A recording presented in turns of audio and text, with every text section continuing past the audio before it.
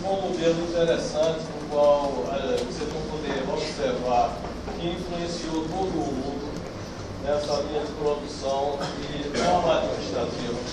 A gente vai identificar nesse processo alguns parâmetros do qual hoje é muito utilizado. Tá certo?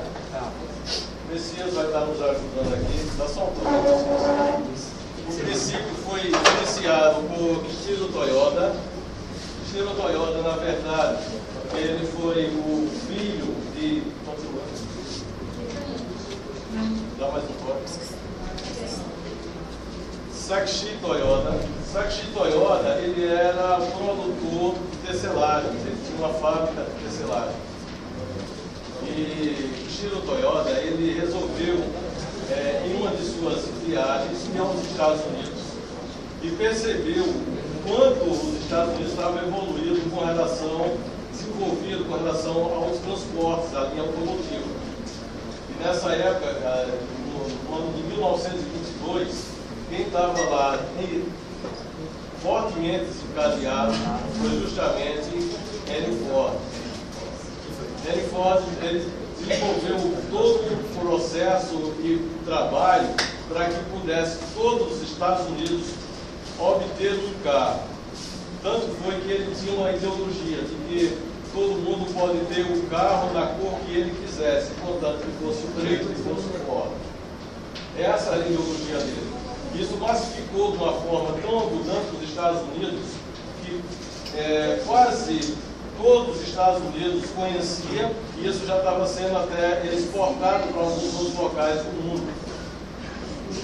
Essa linha de produção ela foi desenvolvida e baseada em alguns outros parâmetros, como o de Taylor e a linha de produção administrativa moderna, que era utilizada que era. Vamos lá. Décimo estoque. Só um. Em 1922, quando ele viajou aos Estados Unidos, ele percebeu isso. E a preocupação dele foi: os Estados Unidos está crescendo tanto nisso que vai acabar tomando não só os Estados Unidos, mas vai influenciar muito também o Japão. Então ele resolveu, Toyoda resolveu desenvolver também uma linha de produção. Depois de algumas discussões e viagens aos Estados Unidos, ele conseguiu então, no ano de 1930, construir o seu protótipo. Ele construiu em 1927 o motor a gasolina, que foi uma linha 6 cilindros em série. Em 1930 ele já conseguiu então colocar o seu protótipo. No ano de 1936, ele conseguiu então fabricar o primeiro carro da Toyota. Ele mudou o nome, seria Toyota, por causa de uma questão, um misticismo japonês. Ele dizia de que o nome Toyota, de fato, ele implementa 6 traços, e o nome Toyota, escrito em japonês, aplicam 7 traços. Então, para isso daí era muito importante para eles. Aliás, 11 traços. Isso era muito importante para eles. Então, quando ele fabricou esse modelo, foi baseado no modelo da Chrysler-Eiffel. Dá só um toque aí. E vocês observam que é bem idêntico os modelos dele, porém com grandes diferenças. Então, Kichiro Toyoda começa a linha de produção em larga escala no ano de 1932.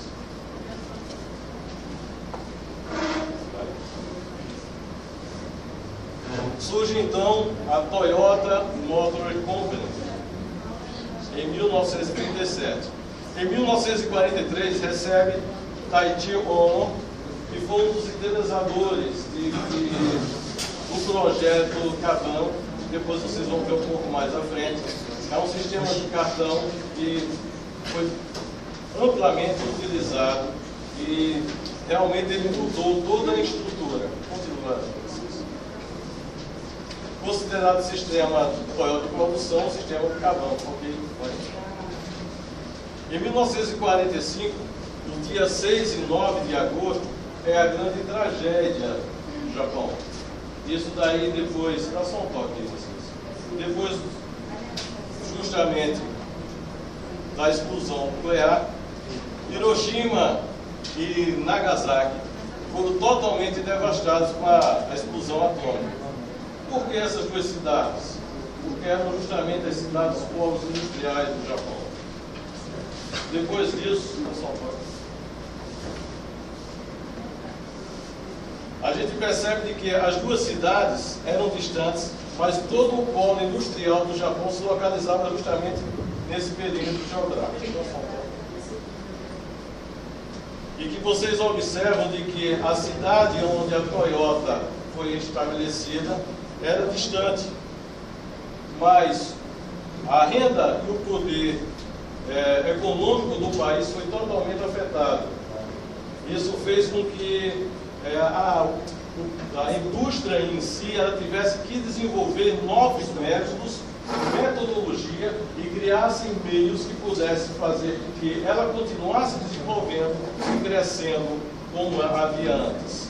Claro que o sistema que era utilizado antes da guerra era um sistema arcaico que tinha algumas dificuldades.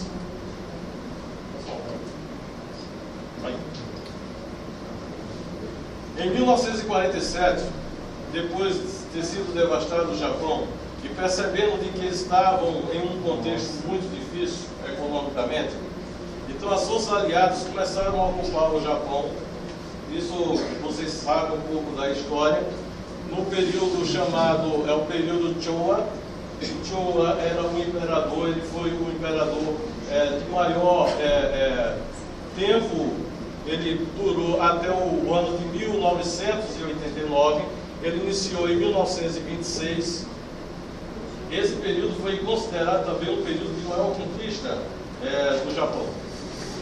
A gente reconhece, então, de que o Império Coreano foi baseado em 3 conceitos, e esses conceitos são interessantes, porque ele queria, de fato, que o Japão fosse reconhecido, ele queria conquistar novos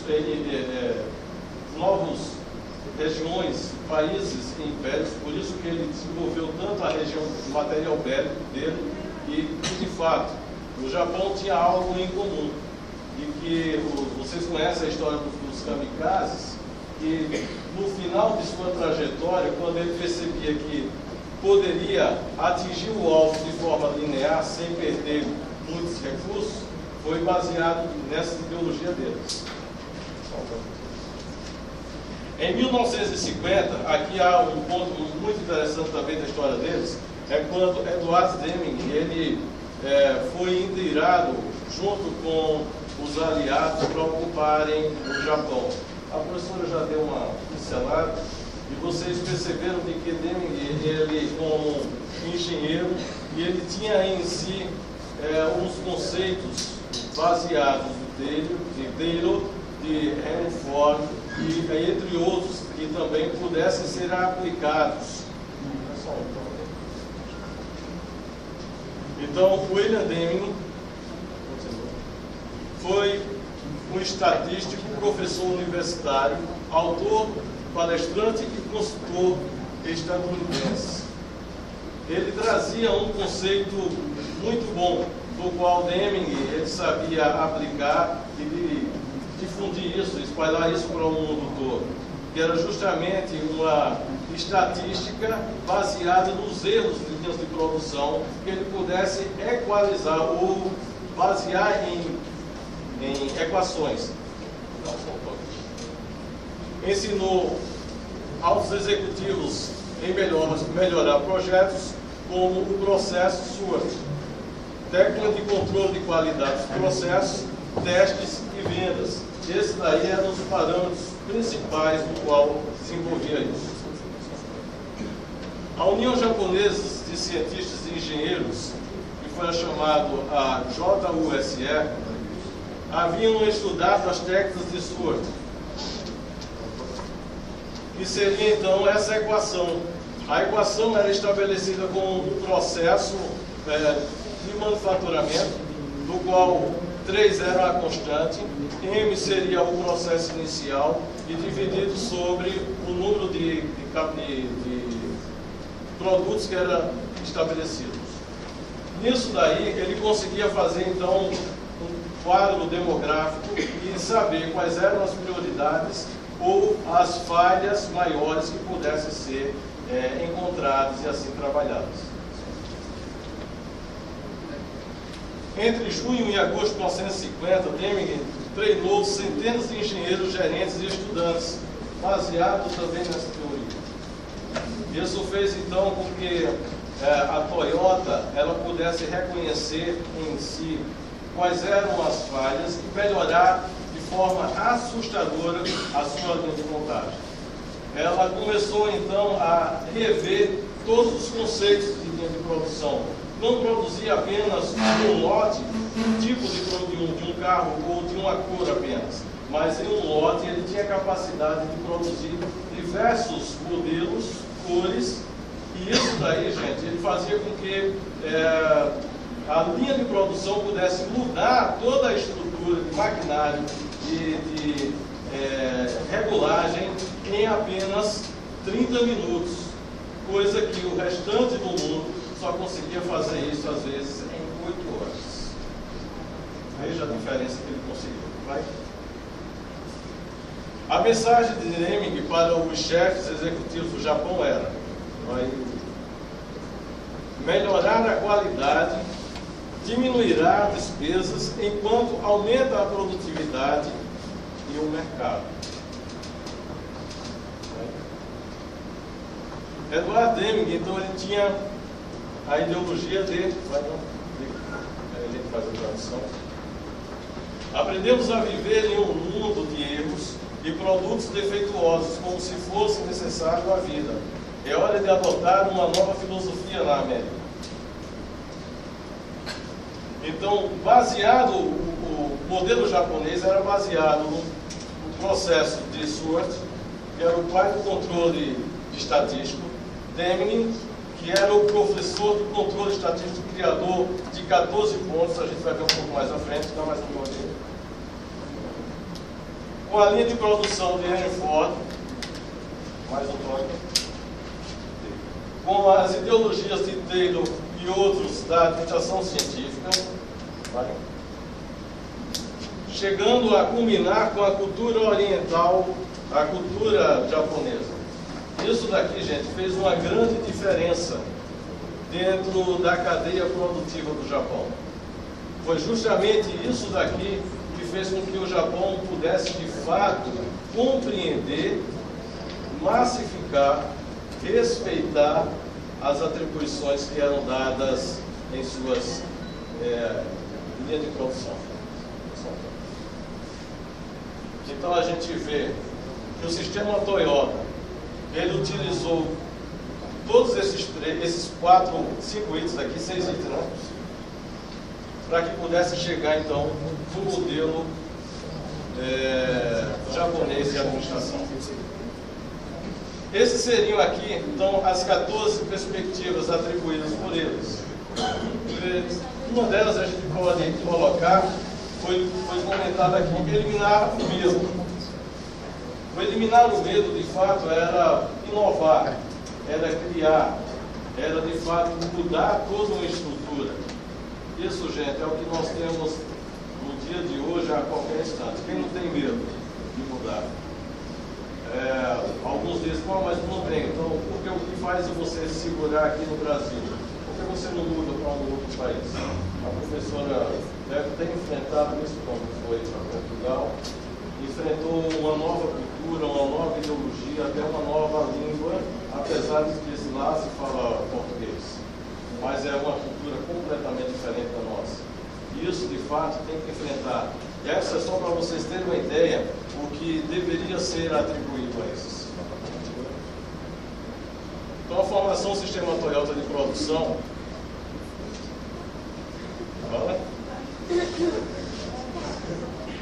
e ela é desenvolvida e enquadrada nesses 3 parâmetros, então como 2 colunas.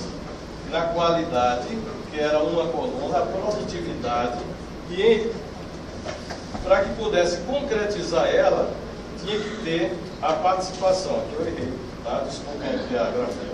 Mas isso aqui era na participação. Ou seja, a qualidade era colocada de acordo com as regras que era estabelecida. Eles paravam, identificavam a produção antes mesmo dela ser concluída. Vou deixar a Néia falar um pouco para que ela possa.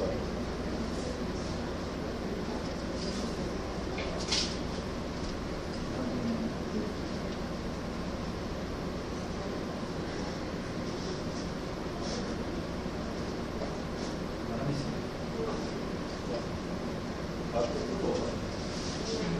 Bom. Então deixa eu só explicar aqui. Volta lá para explicar. Acho que vai. É como a gente ensaiou, né? Aí fica. Volta um pouco mais. Aí, solta aí. Sistema japonês de produção, então, ele é baseado com uma produção enxuta, o Lean Manufacturing. Sistema acabante de produção significa um cartão de sinalização que controla os fluxos de produção ou transportes em uma indústria. O cartão pode ser substituído por outro sistema de sinalização, como luzes, caixas vazias e até locais vazios demarcados. Esse sistema acabante, não sei quem vai falar. O sistema acabante, ele limita a linha de produção. Néia vai estar falando sobre just in case e just in time, que também tem a ver com essa linha de produção, tá certo? O casing significa o significado de melhoria contínua, ou seja, isso era algo que todos os dias tinha que ser melhorado. Em uma linha de produção, entendam, ela nunca está boa. Ela está melhor do que ontem e pior do que amanhã. Então sempre tem que estar produzindo e sempre tem que estar inovando. Os 5 S's, que eu acho que é Iranilda que vai falar, foi colocado pelos 5 porque 5 S's foi justamente porque palavras japonesa, a produção seria mais ou menos seiri, que é a utilização, seikon, que era a ordenação, seisu, que é a limpeza, seiketsu, que era a higiene, e shitsuki, que era a autodisciplina.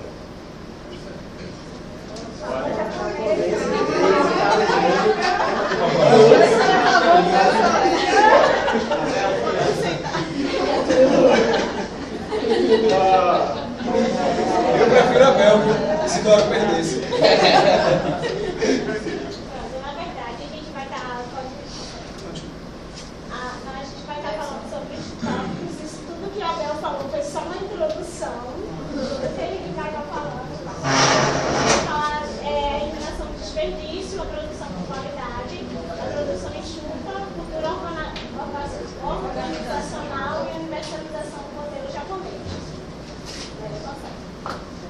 Na verdade, como a Bel falou, eu vou falar sobre a filosofia do just in case e just in time, que é isso mesmo a tradução. Na verdade, nos anos 50, a indústria ocidental, no caso do Japão, eles tinham, na verdade, não era nem o Japão. A ocidental era um, o Japão era outra. No caso, o Japão é o quê? O oriental. Então, as indústrias ocidentais tinham o que para os japoneses eram considerados desperdício de espaço, de tempo, de pessoas, de recursos humanos. Aí esses recursos deveriam estar sempre de prontidão para o caso de emergência. Então, nesse caso, é a filosofia do just in case, que é a filosofia das dúvidas, só para garantir. Significa manter recursos em abundância. Isso as empresas, na época, acreditavam que seguiam essa filosofia acreditando que maior seria melhor. Quem teria mais, a empresa que tivesse mais estoque, seria melhor na época. Só para complementar isso aí, existe um filme, uma entrevista com o Oni, e ele desenvolveu esse sistema, o sistema Just in Time. Ele mostra lá na reportagem a forma que era feita. Na linha de produção, por exemplo, que era a linha deles, que era automotiva, então eles produziam diversos motores, diversas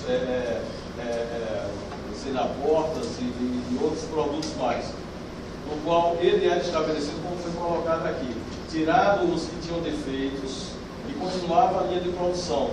Isso fazia com que havia um desperdício enorme. Nessa linha de produção também, ele identificou que precisava reduzir, inclusive, o material que era estampado. Lá na estamparia, ele precisava reduzir a quantidade de metal utilizado, etc. Isso daí foi incrível, porque ele começou a calcular o tamanho certo da chapa para ser prensada. E assim não tem mais desperdícios. Aqueles desperdícios que a gente disse que é pouco, que isso aí não faz diferença, mas ele percebeu que esse pouco fazia uma grande diferença na linha de produção, no final de um processo. Só para vocês terem uma ideia, a Coral, não sei se o Ronaldo sabe disso, mas a Coral, ela percebeu de que colocar só aquele ferrinho nos galões da Coral, aquilo dali gastava uma fortuna. Porque tinha toda uma linha de produção para aquilo. Então ele colocava luz de solda, etc. Ele teve que fazer algumas modificações para poder economizar. Então era um ferrinho que mudava quase 30 centímetros, mas que no final da linha de produção era um valor absurdo. Tá certo? No manual da Toyota, 7 tipos principais de desperdício.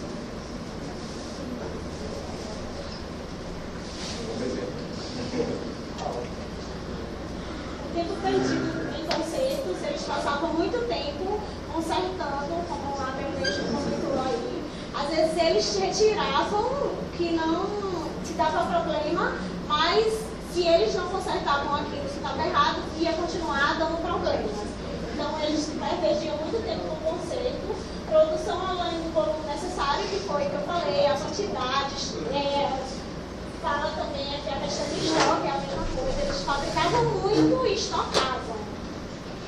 Operações desnecessárias de processo de manufatura, o transporte, movimento humano, muitas pessoas fazendo a mesma coisa, onde poderia estar uma pessoa, como hoje né, uma pessoa só manuseando uma máquina. E a espera no caso aqui está falando da publicação, que a empresa não tinha data de publicação nesse sentido. Interessante essa linha de produção aqui no estoque, que eles produziam demasiadamente. Por quê? Isso era baseado na ideologia do Ford. Como ele tinha o mesmo carro, a mesma cor, a mesma consistência, então ele poderia produzir aí à vontade porque um dia seria utilizado. Ele padronizava porque ele gastava menos, né? É a teoria. Aqui também era mais no sentido com relação à contingência. Por exemplo, se houvesse uma necessidade do cliente imediata, eles poderiam, esses produtos todos padronizados, o produto já estava lá em estoque, ele já poderia produzir aí, baseado em montagem sem problema. Certo? Ainda não tem aquela questão da queda da bolsa de valores, da quebra, também tem em relação a essa questão de estoque, de produção, e depois o modelo japonês depois da quebra. Na verdade, foram vários fatores que levou. A gente vai estar vendo isso um pouco mais à frente. E aí? O sistema Toyota aplica 3 ideias principais para eliminar os desperdícios. No caso, o just-in-time, a racionalização da força de trabalho e a produção flexível. A racionalização da força de trabalho, a Toyota, ela agrupou operários em uma equipe com um líder e não supervisores. Em vez de supervisores, botaram um líder. Essa equipe ele recebia uma determinada tarefa e tinha a missão de cumprir coletivamente. O líder, no caso, ele tinha que trabalhar junto com o grupo. E se caso um operário faltasse, ele tinha que trabalhar no lugar do operário. Aqui na racionalização eles fizeram isso. No just-in-time aqui, na verdade, ao contrário do just-in-case, eles procuravam produzir o mínimo possível e diminuir, de fabricação, no caso da fabricação, e diminuir o estoque. E também os fornecedores, eles se comprometiam em levar os suprimentos no momento exato. Com a crise que o Japão estava enfrentando, Então precisava de fato reduzir. Não se poderia mais fazer esse estoque absurdo, não se tinha condições de fazer essa linha de produção tão demasiada. Então ele precisava fazer uma linha de produção de fato que fosse competitiva e compatível com o que estava sendo produzido. Essa era a grande diferença. Tá certo? Então o que é que ele fazia? Então ele produzia somente o essencial para aquele lote, nada mais além. Então se terminava o lote, então ele começava uma nova linha de produção, um novo sistema. Tem uma coisa que é coisa de demanda e procura, né? Hoje a gente encontra isso, por exemplo, se nós temos algum pedido a fazer determinados fabricantes, dependendo da quantidade que estamos pedindo, ele vai pedir um prazo para produzir e fazer entrega. Eles não fazem mais com antigamente. Então, no caso, também, como a Bel está falando, isso entra aqui na produção flexível, é justamente isso. Se fabricava, na verdade, de acordo com as encomendas do cliente. Se fabricava um determinado produto, só de acordo com a encomenda do cliente. A mercado de flexibilidade, tem para coral tem. Não sei se vocês já viram, vocês qualificaram e faz na hora, a produção na hora. Só que tem um detalhe aí, né? Fez a 30 da aceita a devolução. Porque é uma coisa única. Esse é o gosto, né? Esse é o gosto. Você escolher aqui também, não tem como fazer devolução. Porque uma coisa é seu gosto, outra coisa é de outra pessoa. Se eu quiser de volta entrar ali, enganando que eu vou pegar outra pessoa. O seu gosto não foi outra pessoa. Bom dia, né? Vou falar um pouquinho sobre. Ela já falou muita coisa, eu queria falar. Então, eu só vou ler a definição dos tópicos. Apenas do ensaio, né? E depois eu vou pensar. Então, os pontos-chave do sistema Toyota de produção seria a qualidade total imediata, seria buscar o zero defeito, detectar e solucionar os problemas em sua origem.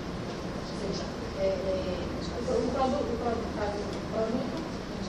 apresentou um defeito, vamos resolver naquele momento resolver, não deixar passar. Vamos continuar fabricando, aí depois a gente volta para aquele produto resolver ali agora e continuar fabricando. A produção parava, não é determinada conforme você faz a produção parava e depois eles ali iam ter que ver onde é que verificar onde é que era e se brincar até reunirem entre eles para tentar solucionar aqueles problemas que estavam acontecendo. Depois, imediatamente, quando o problema era solucionado, estava andamento da produção. Voltando aí à frente. Vai.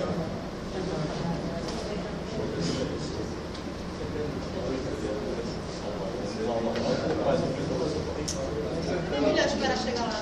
É coisa porque tem a ver com isso que você está falando. Então, um pouco mais. Essa linha de produção é chamada Concaioca, que é um dispositivo à prova de erros, destinados a evitar a ocorrência de defeitos em processo de fabricação e ou na utilização de produtos. Nesse método, hoje, ele pode ser aplicado de duas formas: método de controle e método de advertência. O método de controle foi justamente esse que a professora acabou de falar. Então ele para toda a linha de produção para identificar o defeito, a falha, e ele só volta a produzir depois que identifica isso. Esse é o mais eficaz. O método de advertência, ele soa um sinal, muitas vezes tem um intermitente mostrando ao pessoal que tem uma falha, e eles continuam a linha de produção. Esse, de fato, tem erros. Volta lá.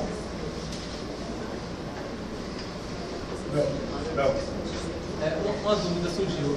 Esses dois métodos aí do Concaioca podem ser usados assim, numa só área da indústria? Os dois métodos Sim. paralelos, olha, é incompatível, porque ou você para a produção e define o erro, ou você continua com a produção. Sabendo de que, quando você continua com a produção, consciente de que existe um possível erro, no final do percurso daquele lote de produção vai ter talvez ali um prejuízo bem maior. Ô, Abel, eram utilizados sim dois métodos na fábrica de sorvete. Quando o problema não é solucionado, tipo, deu um problema agora, eles veem mais ou menos o período de tempo que foi aquele problema, enquanto a turma está lá consertando e passando, né? consertou a máquina, está apresentando problema, esse período de tempo ele fica retido até ver qual foi o problema. Mas esse daí foi na formação reparo, manutenção. Então você fez aí, está fazendo reparo corretivo. Né? Mas a máquina continua rodando, continua no processo produtivo. Não, mas veja só, quando você está na produção, não era o equipamento em si que que falhou no de produção. Era o produto em si que estava sendo feito. O próprio defeito na máquina. Ou eles Um defeito que vai gerar um defeito no produto. tipo, tem uma sinalização lá, então a máquina está com problema em algum tempo. No caso de você E acende uma começou um pouco glicose, ou muita glicose, o processo. acende uma seta lá mostrando que o problema a máquina está com defeito. Eles pegam aquele horário inicial e vai consertando a máquina. Consertou, período final, aquele produto fica retido para eles fazerem um retrabalho do motor. Fazer uma análise de... Caso não conserte nesse período, para-se a máquina para consertar. Então, se não for consertado nesse período de tempo, para a linha de vez para consertar. Então, Mas geralmente ele é consertado. Mas aí você vê, então você utiliza um método ou então o outro. Não dá para você utilizar os dois simultaneamente. Usa os dois. Usa primeiro. O processo continua. Se não regularizar, aí para tudo. Então é o segundo método. Né? Então veja que não se utiliza os dois ao mesmo tempo. Mas existe a possibilidade, assim, se for um problema maior, usar logo o método de controle? Olha, o primeiro é o mais eficaz. Agora, você vai ter que equilibrar aí o fator tempo com a linha de produção e o tempo destinado de produção final. Tá certo? Senão você vai ter prejuízo grande. É por conta que tu não pode parar por muito tempo se tem um prazo para entrega. Exatamente. Tu pode tentar consertar ele em 1 hora mais ou menos, ou tu para a máquina e fica 8 horas para a máquina parar. E aí eles tentam o primeiro método. Se você passar hoje 6 horas, 4 horas com a máquina parada, o prejuízo não é grande. A minimização e desperdício. Eliminar todas as atividades separadas nível de segurança. Otimizando os outros estágios, capital, pessoas e espaço. Como eu estou falando aqui, eliminar atividades desnecessárias, não gerar valor agregado. Melhoria contínua seria a redução de custos, melhoria da qualidade, aumento da produtividade e compartilhamento da informação. No caso, eu entendi essa aqui, professor, que seria informação auto-operada para os funcionários. Melhoria contínua é mais ou menos o compartilhamento da informação, a informação chegar a todos. Tem a ver com o tipo de forma de organização do trabalho que eles vão começar a defender a questão do ciclo de qualidade, não é? Que é o ciclo de qualidade, no caso, quando eles têm os problemas vão começando a aparecer, eles resolvem, decidem trabalhar mais em equipe. A partir da própria organização do trabalho, eles tirarem a questão, tirarem o supervisor, né? E inserirem ali o líder vai trabalhar em conjunto com aquela equipe, vai ser um conjunto de tarefas que vão ser dadas, né? Então, cada um vai ser responsável por aquela tarefa, não é? Por determinada parte que vai compor aquele conjunto, né? Até chegar na solução daquilo que é possível, daquilo que eles vão pretender em determinada fase. Então, essa questão do ciclo de qualidade vai ser muito bom por conta dos problemas, no caso da solução dos problemas, quando vão surgir as situações, eles começam a ter uma necessidade própria de começar a partilhar a informação, né? E tentar discutir sobre esses problemas, sobre essas situações, sobre a própria forma de continuidade do trabalho. Não é? E quando vão havendo essas quebras no processo de produção, é quando eles vão sentir necessidade de trabalhar esses problemas. Então, por isso é que vai desenvolver uma consciência pessoal, ou seja, uma consciência do próprio trabalhador, né? As pessoas que estão fazendo parte daquela empresa, não significa que eles vão dar uma prioridade maior à questão da qualidade, mas a qualidade, em vez de ser apenas determinada por quem está lá em cima, né, ou no topo, ou determinar que tem que haver um departamento da qualidade de controle, que é preciso, que é importante e tal, essa consciência vai partir das próprias pessoas que vão trabalhar na empresa. Então, eles vão se preocupar em fazer com que todas essas fases, não é, que elas possam continuar e com que elas sejam desenvolvidas realmente na perfeição, porque no final o que vai gerar vai ser um produto, e esse produto vai chegar ao cliente, ele tem que estar em perfeito estado. Então aí é essa preocupação com essa melhoria contínua. né, com o desenvolvimento. Tem também o processo puro. Os produtos são retirados pelo cliente final e não empurrados para a primeira produção. Como você falava aqui, os produtos são fabricados de acordo com a encomenda. Se você vai numa padaria e não existe, só tem com você. Você quer com dois, você solicita que seja fabricado com 10 produtos. Não. Fabricado para o cliente. Não vai gerar estoque, dispõe no calendário de dias, vários dias, e podem até flexibilidade. Produzir rapidamente diferentes lojas de grande variedade de produtos, sem comprometer a eficiência devido a volumes menores de produção. Foi o que eu falei. Ao invés de fazer um lote com 20 produtos, são divididos em 4 lotes de 5 veículos, com modelos, cores e mais nada.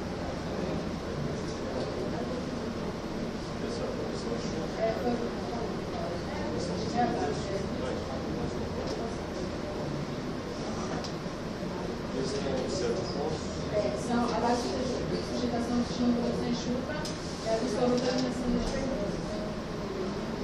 Superprodução com desperdícios, Produtividade em massa. Tempo de espera, materiais em filas para serem processados. Transporte e não gera valor agregado direto ao produto. Processamento, algumas operações poderiam nem existir. Ou seja, operações que os funcionários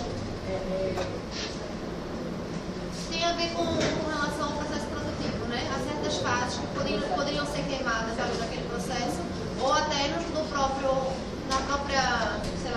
fazer, na execução do trabalho, quando vão se dividir as tarefas, há tarefas que deveriam ser realmente eliminadas. E é isso que ele vai verificar, né? Com essa questão da especialização do trabalho lá no Ford, ele vai ver que eles, né, com a história do lado, eles vão dizer que o estudo do tempo e do movimento é importante para você precisar e não sei o quê, né? Que eles vão seguir essa linha, mas no fundo, os japoneses vão ver que isso não tem nada a ver, não é? Só para ter uma ideia desse parâmetro aí, na década de 90, a Philips, ela fez um estudo sobre as pessoas irem ao sanitário, tomar um cafezinho ali, caminhar dentro da fábrica.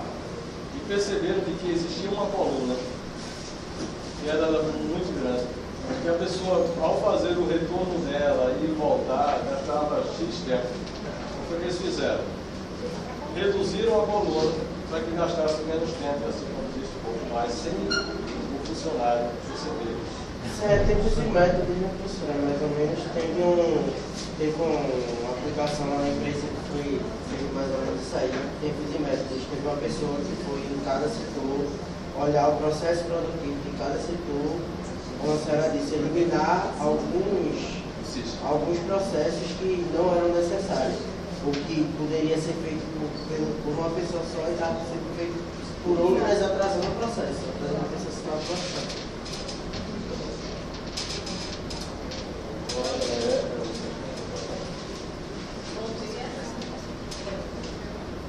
Irá falar sobre a fabricação com qualidade.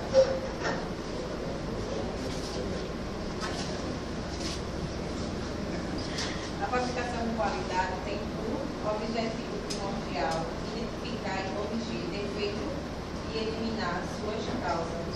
Por sua vez, a fabricação com qualidade tem 3 elementos: fazer certo da primeira vez, tornar o trabalhador responsável pela qualidade de seu trabalho, corrigir os erros em suas causas fundamentais. Os trabalhadores deveriam analisar sinteticamente cada erro, perguntando sucessivamente por quê, até chegar à causa fundamental. Essa metodologia foi chamada de 5 porquê. Posso falar isso? 5S, exatamente. Aquilo que eu já falei para vocês. Então, ele pergunta sobre otimização, ordenação, limpeza, saúde e autodisciplina. No qual o conceito era, na utilização, separar o necessário do desnecessário, com um objetivo, que era eliminar o desperdício de trabalho, o que seja inútil. Na ordenação, colocar cada coisa em seu devido lugar, organizar o espaço de trabalho de forma eficaz. Na limpeza, limpar e cuidar do ambiente de trabalho, melhorar o nível de limpeza. Na saúde, tornar saudável o ambiente de trabalho. prevenir o aparecimento de supérfluos e a desordem. E a autodisciplina seria otimizar e padronizar a aplicação dos santeiros, que é Shitsuki, que era justamente algo sobre a disciplina. Isso era muito pacífico na cultura japonesa. Só para vocês terem uma ideia, é o ponto que ela vai falar, não vou falar agora, depois ela fala. Vai. Maior produtividade pela redução de perda de tempo, redução de despesas e melhor aproveitamento de material, melhoria de qualidade de produção e serviço, menor acidente de trabalho e maior satisfação das pessoas que ocuparam o trabalho. Bota mais.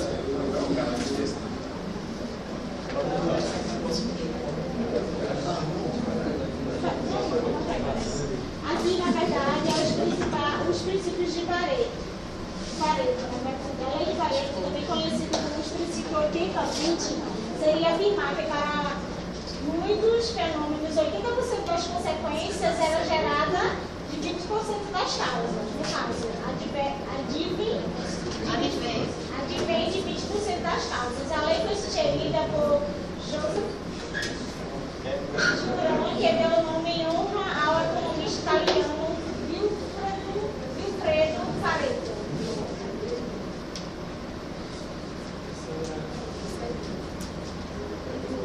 Na administração da qualidade, esse princípio estabelece que a maior parte dos prejuízos são causados por um número relativo pequeno de defeitos. Então, voltando ao assunto que agora estava falando, era a questão de, por conta de um defeitozinho, a produção inteira é parada para corrigir. Mais ou menos isso. Agora eu vou falar da cultura organizacional das empresas japonesas.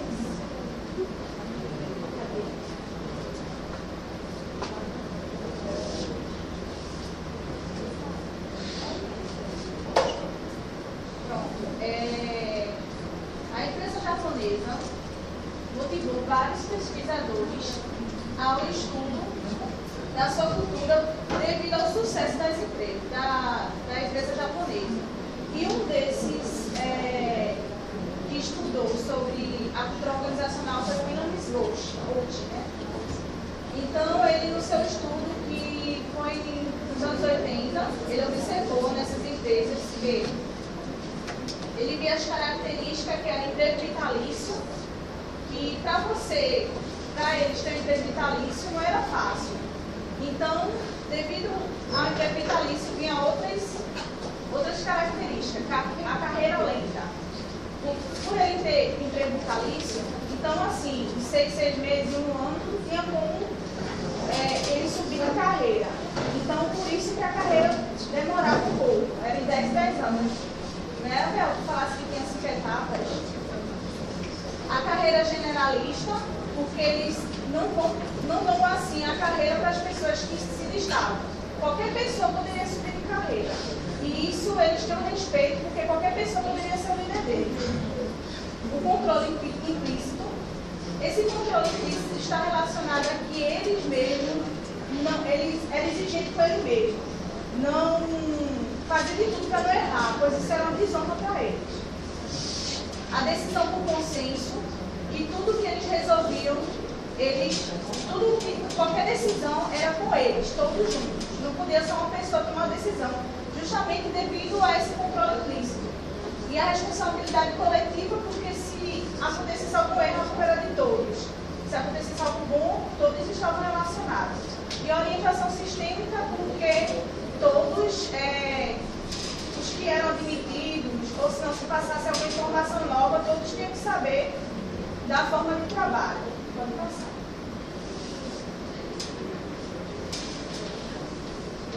Então, hoje, ele viu nessas características, o resultado dessas características que ele observou foi espírito familiar dentro da empresa, confiança mútua, os empregados retribuem a segurança no emprego com lealdade, obediência e trabalho esforçado, e e maior produtividade. Na minha pesquisa que eu fiquei analisando, eu observei que eles tinham todas essas qualidades porque eles queriam ter um emprego vitalício. Então eles teriam que demonstrar isso.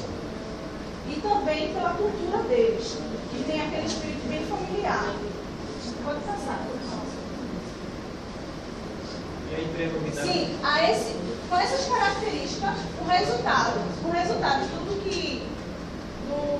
das características que eu falei no outro slide, a esse conjunto aqui, o Oates, ele diz que a esse conjunto de ideias chama de teoria Z. Professor, naquele caso, tinha a teoria X, a teoria Y, da teoria comportamental, e dizia da teoria. Aí tem a teoria Z agora. Não, como é? Isso que ele está dando é um nome, não é? Por conta dos fatores, um estudo que foi feito, uma pesquisa, não é? E foram os fatores que foram invocados. Porque não se tinha a teoria X e Z, que é tipo modelos de. Essa teoria Z seria. Essa daqui, ele fez um estudo, percebeu que na cultura havia uma influência muito forte na vida de produção. E de que não era só uma cultura, mas sim toda uma sistemática que estava ali por trás.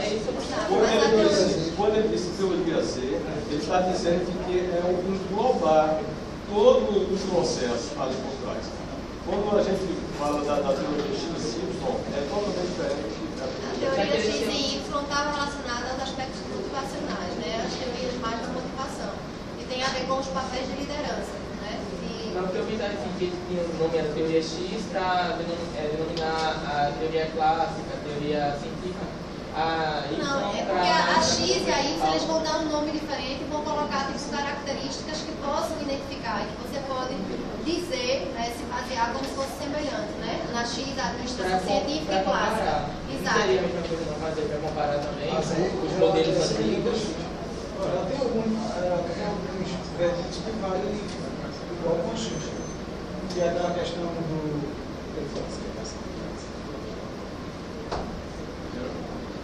de família, confiança mútua, os empregos. Essa teoria X, ela também ela não é relacionada a uma questão de você permanecer na empresa por muito tempo.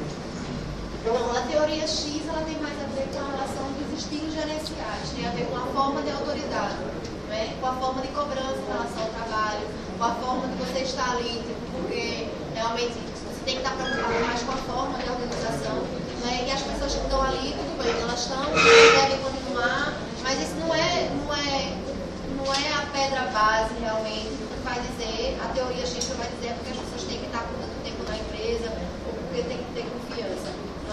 Então, o estudo aqui é mais em cima do comportamento dos trabalhadores que fez a empresa japonesa ter sucesso. Está relacionado a isso. O outro tem mais a ver com relação a formas de comportamento que você vai ter quando você vai gerir uma equipe, por exemplo. Então, vão gerar, né, determinadas características, não é, que exalta mais a questão do poder e da autoridade, entendeu? E eles já não falam muito nisso. Fala na própria cultura japonesa, tem determinados valores que eles vão defender dentro da cultura que vão ser traduzidos também para o ambiente de trabalho, né? E vão fazer com que eles criem realmente também, tipo uma sociedade, uma comunidade entre eles que vão ser baseada com os valores sociais, não é? A forma como eles vão se comportar na própria comunidade, na própria cultura japonesa, mas isso tudo vai ser trazido para dentro do trabalho. Aí tem mais a ver, como nós estamos dizendo, com um aspecto mais comportamental. Né? A teoria X e Y vai falar em termos de motivação, né? Que para eles, a motivação na X ele não vai dizer que é por base da recompensa, né? Do salário, vai ser mais baseado nisso. A Y já vai dizer que é mais com base na satisfação das pessoas, né? Esses aqui já não tem nada a ver, eles já vão dizer que é com base no comprometimento, né? Na família, naquele ideal da família. Os valores exato, são tão assim, intrínsecos dentro dele, que acabou levando para a empresa. Certo? São valores que vêm da sociedade, da própria forma de organização deles, né? Que vão acabar por ser trazidos. Por eles se comportarem assim, eles também se comportam da mesma forma no local de trabalho. Por exemplo, essa questão da colaboração, da cooperação, né, da participação de todos, eu não sei o que eles estão falando, né? Vocês lembram do trabalho em grupo, né, dessa interação entre eles? Se vocês virem os filmes japoneses, os filmes mais antigos, as casas japonesas elas não têm portas, se vocês pararem para pensar. Né? Se começarem a puxar por isso, não tem hipótese, elas são completamente abertas. Isso significa que todo mundo da comunidade pode entrar ali. Né? Eles não têm barreiras já na própria estrutura, ou seja, na casa deles. Né? Se você for pensar também na produção do arroz, na agricultura como eles têm, todo mundo participa do processo de produção, a família toda está envolvida. Por quê? Porque isso vai garantir o sustento familiar.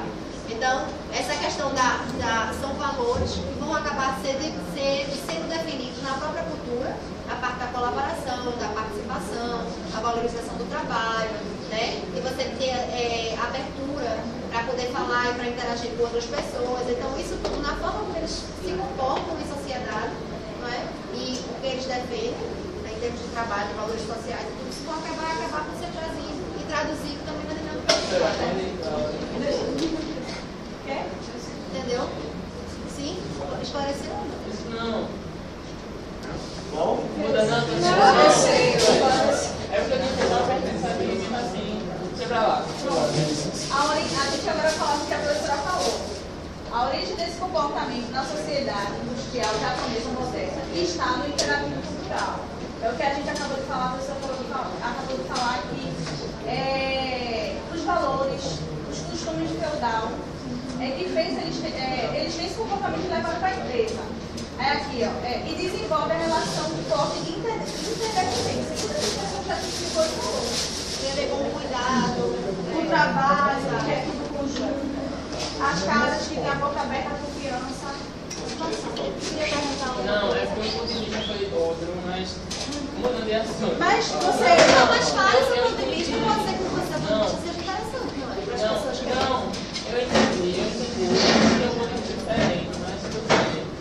Você tinha entendido diferente. Também quando tá. Até pesquisei. Eu fui denominado para um certo modelo. E fui para outro. Pode falar agora, não? Foi uma denominação para separar essas teorias que existiam antes entre os períodos. então, no caso, essa Z seria a partir Seria uma forma de comparar com as teorias antigas, chamada teoria X, e a produção seria a carga comportamental. Não sei se é Era isso aí. Até assim, até na internet, quando eu pesquisei, tinha assim uma tabela explicando teoria YZ, YZ. Aí isso me confundiu um pouquinho, mas depois eu me informei pode ter mais. mesmo a ver, porque se você parar para pensar, né, no Japão, quando começou o desenvolvimento também da tecnologia, e os computadores, né? Então,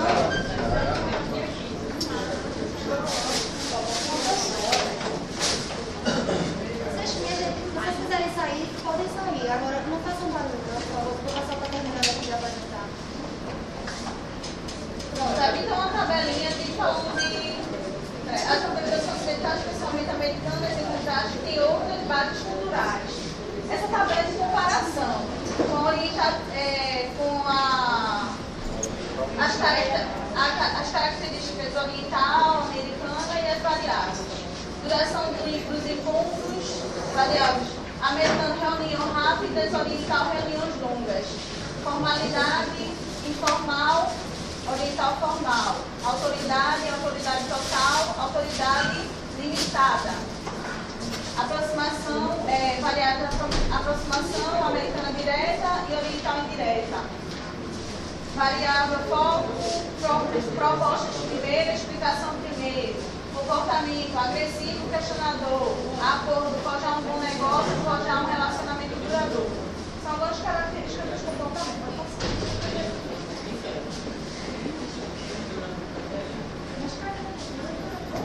Outros costumes, valores e atitudes em relação à empresa e chefe. Isso aqui está relacionado, eu vou falar agora, às empresas ocidentais e às empresas orientais, que eles têm outros costumes, outros valores e atitudes em relação à empresa e chefe. Aí vem a diferença marcante de vida pessoal e vida profissional. No ocidental, isso é totalmente, não é como oriental. Oriental, todo mundo é familiar por causa da cultura, do feudalismo, que faz ele ser mais familiar. Eu li até alguns depoimentos que empregados jantando e almoçando, se divertindo com os donos, os proprietários. Aqui, a pessoa sente-se livre para procurar outras oportunidades na Ocidental. As empresas não se comprometem com o emprego vitalício. As empresas ocidentais, como IBM, HP. Evelyn Park, e esse também Kodak, né? Que desenvolve características semelhantes à japonesa. Ou te deu o nome de organização Z. O que acontece? Isso aqui são algumas empresas ocidentais que pegaram alguns aspectos da teoria Z e colocaram dentro das suas empresas. E nisso, hoje, o pesquisador, ele classificou como organização Z. Isso não quer dizer que todos os costumes da cultura oriental passam para cá, não. Só alguns aspectos, só alguns pontos que viu para a melhoria da empresa. Para passar. Algumas críticas às conclusões de hoje e seu trabalho. A filosofia de criar um ambiente familiar parece ser mais verdadeira para executivos e pessoal do escritório do que para trabalhadores da linha de produção. Outras análises mostram ser autoritárias. Não há evidência de que as empresas Z sejam mais bem-sucedidas do que as demais. Termina, né?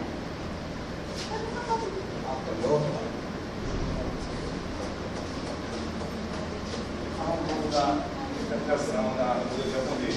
É um modelo de, na década de 70, década de 70, o modelo era conhecido como modelo ocidental, era conhecido como controle de qualidade. Com isso, depois, na década de 60 mais, já mudando para os Estados Unidos, era que dominava a administração. Eles tinham um domínio da administração. E gerou, no caso, um modelo para o mundo inteiro. Isso que no caso dos Estados Unidos foi implantado quando a Toyota e a Nissan para os Estados Unidos, abriu interesse para os concorrentes da casa, tinha medo da revolução que estava acontecendo nos japoneses. Então, com isso, eles começaram a aprimorar e ver o relacionamento que ele tinha com os funcionários. Porque era diferente. Como você vê hoje na primeira dia, hoje ele não tem mais um chefe subordinado, hoje ele tem colaboradores e gestores. Então, ele via a evolução deles, que era muito diferente. Com isso, o Dinho gerou no final da década de 70, no Brasil, quando a Mercedes e a Valita, eles começaram a treinar um manual de técnico. Para que possa entregar os funcionários deles. Vão capacitando para que possa ter uma administração melhor em cada empresa.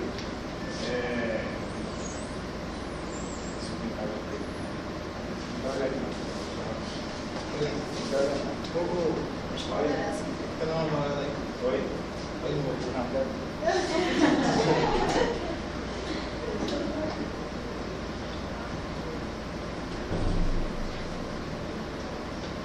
A experiência com o ciclo de qualidade no Brasil já foi na década de 70, com a Valita e a Uzivar. Utilizado manual para ter mais funcionários.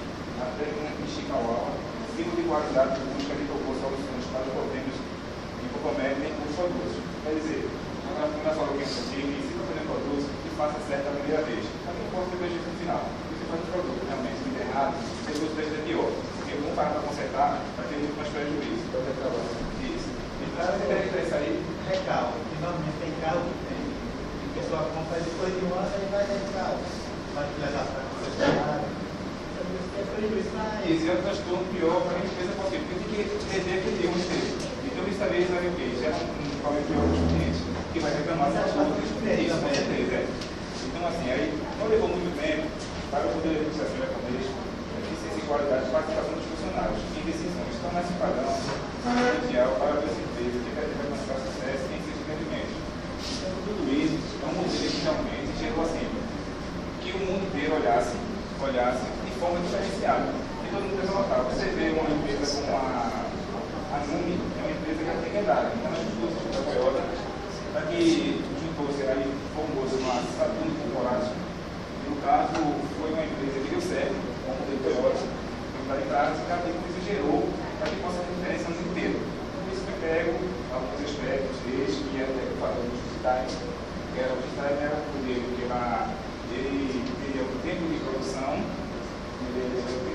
quer dizer, produzir na hora certa, e